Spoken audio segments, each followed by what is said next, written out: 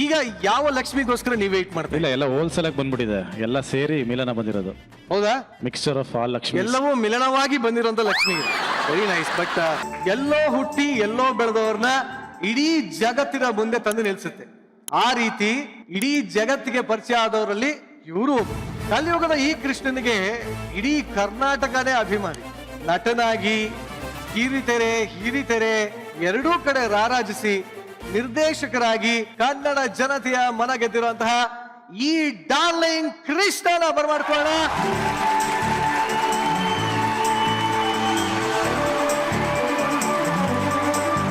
ಮದುವೆ ಆಗಿದ್ದು ಪ್ರಶಸ್ತಿಗಳು, ಸಿನಿಮಾಗಳು, ಪ್ರಶಂಸೆಗಳು ಒಂದಾದ್ಮೇಲೆ ಒಂದು.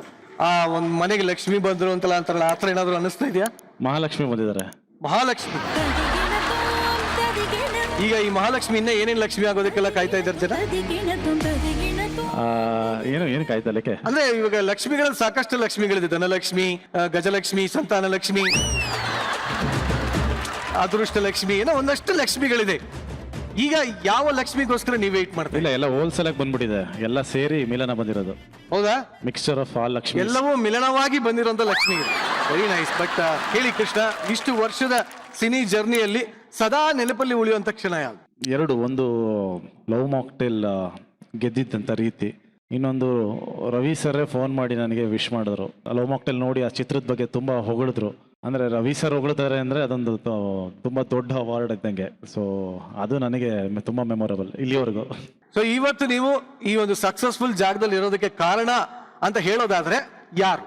ತುಂಬಾ ಜನ ಇದ್ದಾರೆ. ಅಂದ್ರೆ ಅದ್ರಲ್ಲೂ ಒಬ್ರು ಯಾರು ತುಂಬಾ ನೆನಪಿಸ್ಕೊಳ್ಳೋದು ಯಾರು? ಮಿಲನನ?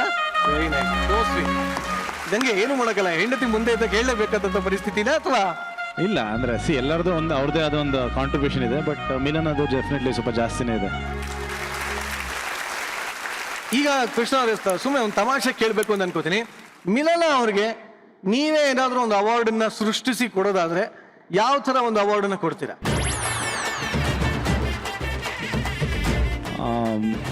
ಮಾದರಿ ಮಹಿಳೆ.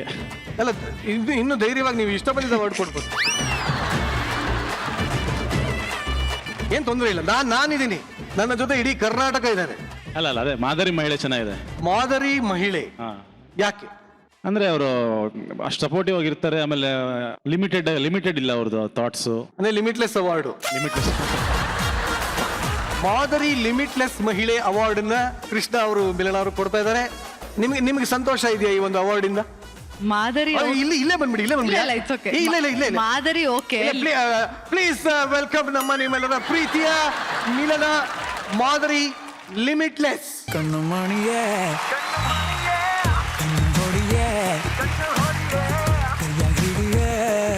ಮಾದರಿ ಅರ್ಥ ಆಯ್ತು, ಲಿಮಿಟ್ಲೆಸ್ ಅರ್ಥ ಆಗ್ಲಿಲ್ಲ. ನಿಜವಾಗ್ಲೂ ಹೇಳಿದ್ದು, ನಂದೇನಿಲ್ಲ ಇದ್ರಲ್ಲಿ. ಅಂದ್ರೆ ಎಲ್ಲಾ ತರನು ಕೊಡ್ಬೋದು ಅಂತ. ಅಂದ್ರೆ ಯಾವ್ದಕ್ಕೂ ಲಿಮಿಟೇ ಇಲ್ಲ ಅಂತ.